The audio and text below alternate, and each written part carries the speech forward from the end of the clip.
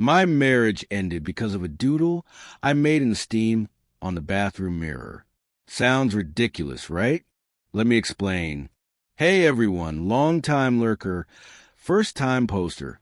You know the drill. I'm pouring my heart out because my brain feels like scrambled eggs and my life just got flipped upside down. I'm Zoe, 28, and my now estranged husband is Ben, 31. We had what I thought was the kind of love people write overly priced greeting card about. Met in grad school, bonded over a mutual hatred for our statistics professor, and a love for terrible 80s synth music. Our wedding was in June of 2020, a small, pandemic-era backyard affair that was somehow more perfect than any grand plan could have been. He cried during his vows. I sobbed. Our friends joked we were creating a local flood warning. Fast forward to now. Life was good, comfortable.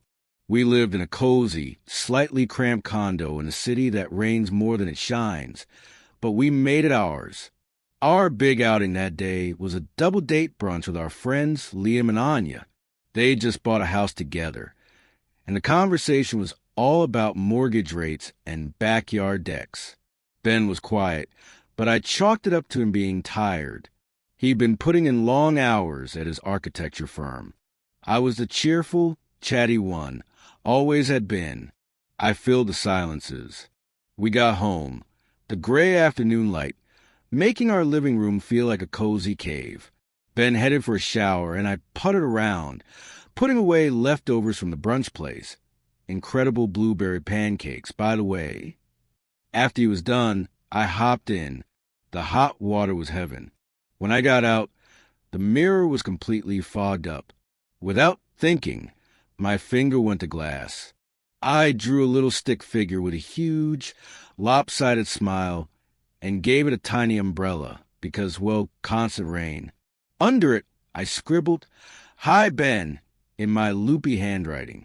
I wrapped myself in a towel, my hair in a messy bun, and called out, "Hey, come see the masterpiece." He was on the couch, scrolling on his phone. He glanced up, walked to the bathroom door, looked at the mirror, and his face just shut down. It wasn't a frown. It was an emptiness. He blinked at the doodle, then at me, his expression completely unreadable. "It's our little rainy day guy," I said, giving the doodle a voice. "He says the dampness is a state of mind." I was being silly, trying to elicit a smile the way I had 1,000 times before. He didn't smile. He just stared for another 5 seconds that felt like an hour. Then he turned, walked to the hall closet, pulled out his duffel bag, still half-packed from a work trip the previous week, and started silently throwing things into it. A charger, a book from the nightstand, a hoodie. My playful grin froze. "Ben, what's going on? Where are you going?" The question came out thin, confused. "I can't do this right now, Zoe," he said, his voice flat. "I just can't." "Can't do what? What did I do?" The steam figure was already starting to drip, the smile melting. He didn't answer. He zipped the bag, slung it over his shoulder, grabbed his keys from the bowl by the door, and walked out. The click of the lock was the loudest sound I'd ever heard. I stood there, damp and shivering in my towel, staring at the closed door. My mind was a blank, static screen. A doodle? A stupid, melting stick figure with an umbrella? I replayed the last 24 hours, the last week, the last month. Had I missed something? We'd had minor spats, about whose turn it was to do dishes, about me leaving my art supplies all over the dining table, about him working too late. But nothing like this. Never the silent treatment. Never walking out. I texted him, "Ben, please talk to me. What just happened? I'm confused." No response. An hour later. "Are you safe? Where are you? Please." Nothing. I called. It went straight to voicemail. The pit in my stomach grew from a vague unease to a cold, hard stone of dread. This wasn't about the doodle. It couldn't be. But if it wasn't, then what was it? And why wouldn't he talk to me? I thought of Liam and Anya. Ben had seemed fine at brunch, maybe a little distracted. He and Liam had gone to buffet together at one point. Anya and I had stayed at the table talking about paint swatches. Was it something with work? Had he gotten bad news and didn't know how to tell me? The hours dragged. I sat on the couch, watching the light fade, feeling completely and utterly lost. This man was my person. We'd built a life. We talked about kids' names. For God's sake, how could it shatter this fast? Over nothing. I felt like a fool for even making that silly drawing. I should have just gotten dressed. I shouldn't have called him to look. The shame was hot and prickly, mixing with confusion and fear. Finally, around 10 p.m., my phone buzzed. A text from Ben. I'm at my dad's. I need some space. I'll call you tomorrow. Space? Space? For what? I typed out a dozen frantic responses, begging for an explanation, but I deleted them all. The advice columns I devoured in my panic all said the same thing.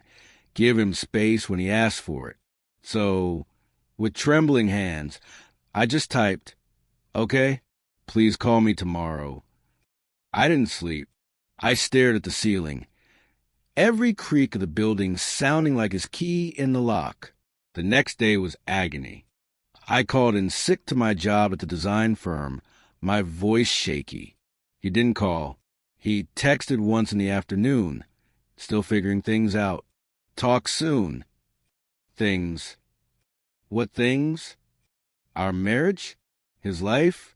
My mind began to spin wild, terrifying theories. A health scare he was hiding? Financial ruin? Or the one my gut feared but my heart refused to voice? Another woman. That evening I broke. I couldn't sit in the silence of our condo anymore. I scrolled to my contacts and called Liam. Maybe, just maybe, Ben had talked to him. Zoe? Hey, Liam answered, his voice cautious. Liam, hi. I'm sorry to bother you. Is Ben with you, or has he talked to you? I tried to keep my voice steady and failed miserably. There was a pause, a telling, heavy pause. He called me yesterday. Yeah. What did he say? Liam, please. He left last night and won't tell me why. He's at his dad's. I'm going out of my mind. The words tumbled out.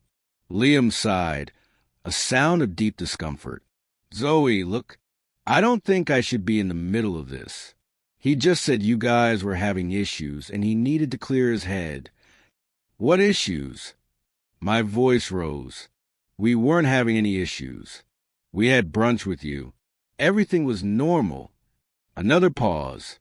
I could hear Anya's voice in the background, asking who it was. It's Zoe, Liam said away from the phone, his voice muffled. Then back to me. I really think you need to talk to him. I don't want to speak for him. But the evasion was an answer in itself. Liam knew something, and his reluctance to tell me spoke volumes. It wasn't a health issue.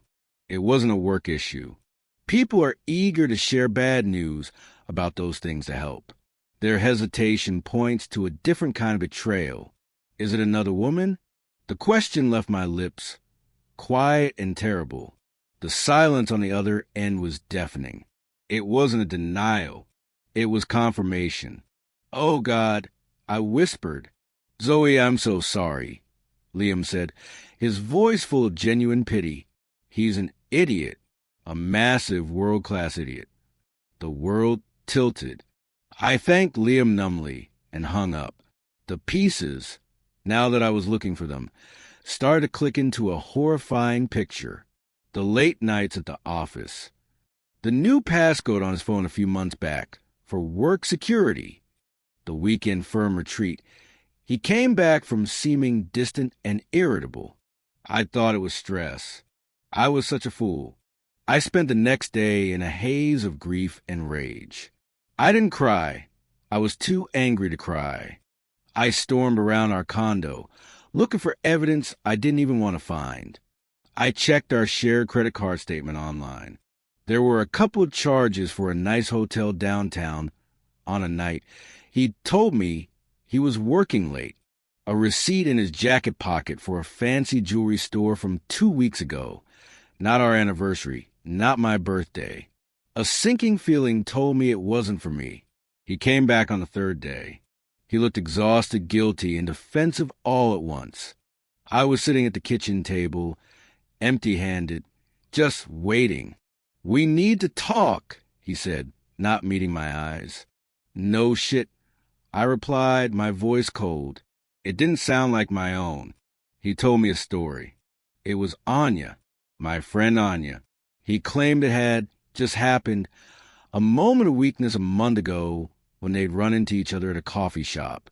He said it was a mistake, that it meant nothing, that he'd ended it immediately. He said seeing me so happy and silly after his guilt had eaten him alive, and he just snapped.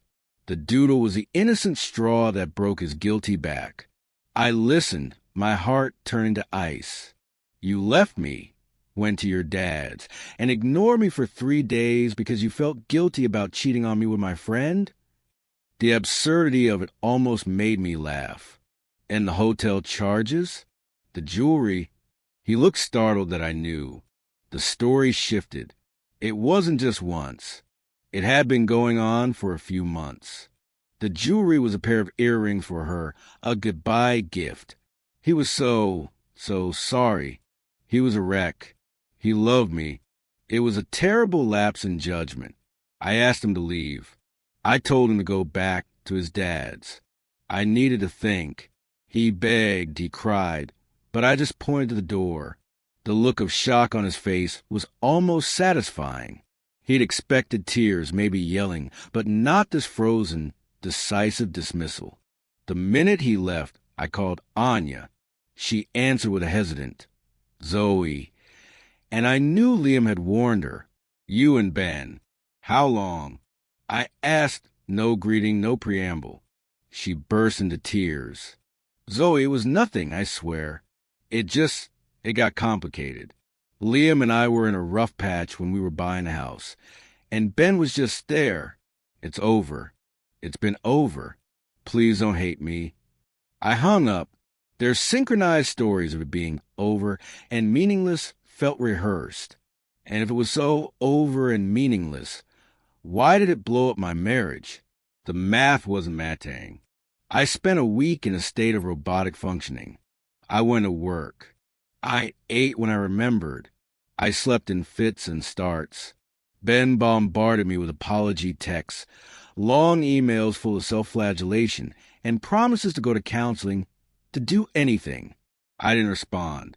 I was numb. The numbness broke one night when I finally decided to do what I should have done days before. I used a password I still knew. He'd changed his phone passcode, but not his old laptop's, and logged into his cloud account on his iPad, which was still connected to the charger in the living room. My hands were steady. The grief had been replaced by a cold, clinical need to know the full depth of the crater I was standing in. It wasn't just Anya. The hidden folder was a cliché, but there it was, dozens of photos.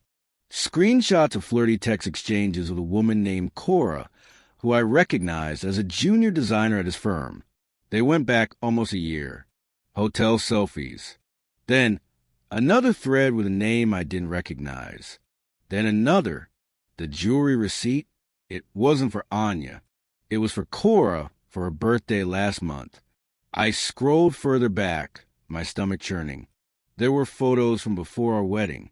A bachelorette party he'd crashed for a friend out of town, where he was draped around other women. This wasn't a recent lapse in judgment. This was a pattern, a lifestyle. The final nail was a series of emails with an old college friend of his, a guy named Ryan. They were planning a guy's trip for next month. In one email, Ben wrote, "Man, need this. Things are getting heavy at home. Zoe's talking about starting a family. Time to blow off some steam before I get locked down for good." The email was dated 2 weeks ago. 2 weeks ago, we'd had a beautiful, intimate evening.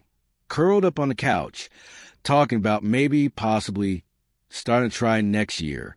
He'd kissed my forehead and said, "That sounds perfect." And all the while, he was planning his last hurrah and calling our future dreams a lockdown. The ice in my veins turned to fire. This wasn't just a betrayal of our marriage. It was a betrayal of my reality. He had been living a double life for years, and I, the cheerful, trusting doodler, had been the oblivious prop in his performance of being a devoted husband. I didn't confront him with the evidence. I didn't scream. I called a lawyer the next morning. A fierce, no-nonsense woman named Brenda who listened, asked pointed questions, and said, "We'll take him for everything he's entitled to, which, given the infidelity, isn't much, but we'll make it clean." When Ben came over, expecting a tearful reconciliation, or at least a negotiation, I handed him a manila folder. It contained printouts of the clearest, most damning photos and emails, and on top, Brenda's business card. "You will be hearing from my attorney," I said, my voice eerily calm. "Do not contact me directly again. You can arrange to pick up your things through her office." His face went white, then red. The performative guilt vanished, replaced by sputtering anger. "You went through my private things? That a violation of my privacy." I almost laughed. "Get out of my home, Ben." He left, spluttering threats about the condo. It was in both our names, but I had the down payment records and his reputation. I didn't care. The fight was no longer in my heart. It was in Brenda's capable hands. The next few months were a brutal slog of legal paperwork, dividing assets, and the painful process of telling our families and mutual friends. I was blunt and honest, providing facts when necessary. The fallout was swift. Most of our friends circled around me. Liam and Anya's relationship imploded under the double strain of her infidelity and his anger at being used as a cover. Ben was largely shunned. He moved in with Cora briefly, according to Gossip Mill, but that didn't last. I moved out of condo, using my share of the equity to rent a bright, small apartment on the other side of the city. It was mine alone. I filled it with plants I couldn't kill and art that made me happy. I threw myself into my work, into reconnecting with old friends who had nothing to do with Ben. I started therapy, which helped me unravel the knots of self-blame. The doodle wasn't the problem. My silliness wasn't the problem. I was not too much. I was betrayed by someone who was profoundly less. A year to the day after Ben walked out, I was in a local bookstore, attending a reading by an author I liked. The place was crowded. I was sipping a terrible, overpriced coffee when a man tried to squeeze past my chair, stumbled, and sent the coffee cup flying all over my new sweater. "Oh, no. I am so sorry," he said, his eyes wide with horror. He was tall, with kind eyes and an instantly apologetic demeanor. He fumbled for napkins, creating a small mountain of them in his hands. "Please, let me pay for cleaning. Or replace it. Or I've made a total mess of this." I looked down at the brown stain spreading on the light blue wool. A year ago, I might have cried from the frustration. Now I just started to laugh. It was a genuine, bubbly laugh. The absurdity of it, the anniversary, the ruined sweater of this flustered, napkin-wielding stranger hit me all at once. He blinked, surprised. Then a tentative smile broke across his face. Is this a laugh of impending hysteria, or... "It's just been a day," I said, still chuckling, accepting the napkin mountain. "And now it's a signature day. Literally. My sweater has a new abstract pattern. I'm Noah," he said, finally giving up on the napkins and extending a clean hand. "And I promise I'm not usually a beverage-based vandal." "Zoe," I said, shaking his hand. "And it's okay. It's just a sweater." He insisted on buying me a new coffee, which we both agreed was still terrible, and we ended up talking to the rest of the reading, then moving to a proper cafe next door. The conversation was easy, flowing from books to travel to our shared hatred for the city's confusing parking rules. He was a landscape architect, passionate about green spaces. He laughed easily, a warm, full sound. And when I told a silly story about a client who wanted a logo made entirely of cat silhouettes, he didn't just smile politely. He genuinely laughed and offered an even more absurd story of his own. It was so refreshing. There was no performance, no hidden tension, no sense that I was too loud or too much. I was just Zoe, and he was just Noah. Two people having a conversation that felt like a game of catch, both of us throwing and catching with equal energy. We've been together for over 2 years now. Noah is the antithesis of everything my marriage became. He is transparent, emotionally available, and his kindness is a steady, quiet force, not a grand gesture. He loves my silliness. He actively encourages it.